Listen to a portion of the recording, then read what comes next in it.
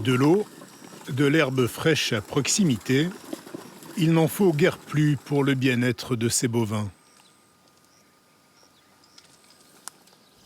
Tout est parti d'ici.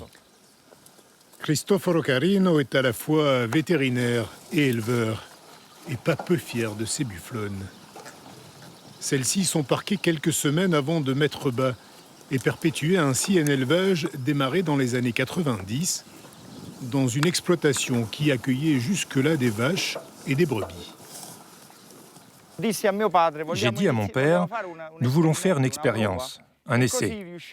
Et comme ça, nous avons réussi à avoir 25 génisses, toutes petites, de 7 à 8 jours à peine. Nous les avons faites allaiter par les vaches. Et ensuite, de ces 25 génisses, nous avons toujours élevé toutes les femelles. Et aujourd'hui, nous avons un cheptel de presque 400 têtes. Chaque animal produit 8 à 9 litres de lait par jour.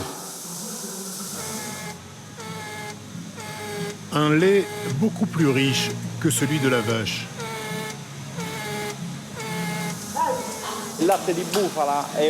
Le lait de bufflone est un lait qui se différencie principalement par ses quantités de matières grasses et de protéines qui sont notablement supérieures à celui de la vache.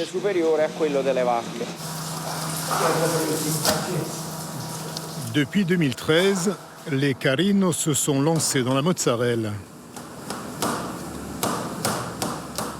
Chaque vendredi, 120 kg de lait sont transformés en 30 kg de fromage par Lucien et Alessandro, le maître fromager. Le lait caillé est mélangé au petit lait avant d'être filé. Comme Cléopâtre, elle prenait des bains de lait d'ânesse. Nous, c'est de bufflone. Et elle boit. Et elle devient plus douce, plus molle. Regardez comme elle est belle. Maintenant, on enlève l'excès d'eau et on passe au moulage.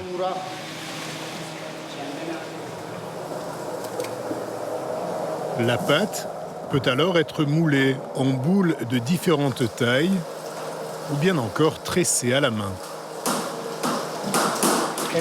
Je ne suis pas d'une famille de fromagers. J'ai appris parce que j'aime la mozzarella. J'en mange tous les jours et je n'ai pas de cholestérol, heureusement. Non. Il n'y a plus personne qui la fait à la main. Moi, j'aime la tradition. Le goût de la mozzarella travaillée à la main est lui aussi différent. Dans cette exploitation, on a préféré miser sur la qualité plutôt que sur la quantité. On produit environ 12-13 quintaux de lait de bufflone par jour.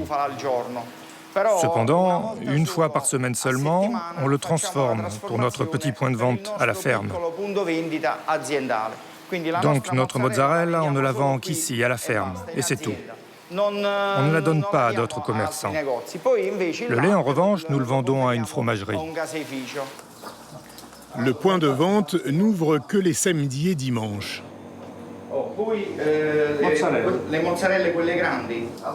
Les habitués de cette partie de la région des Pouilles viennent alors faire leur réserve de produits du terroir pour la semaine.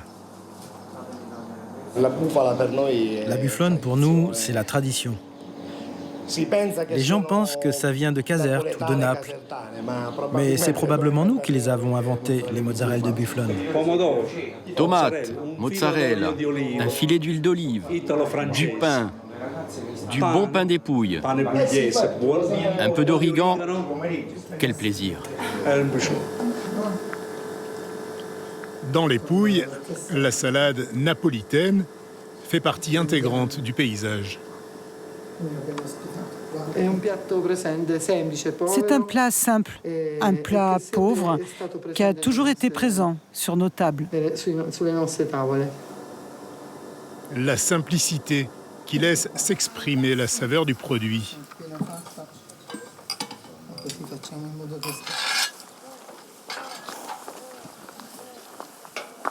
Dans leur ferme, les frères Carino produisent des céréales, de l'huile d'olive.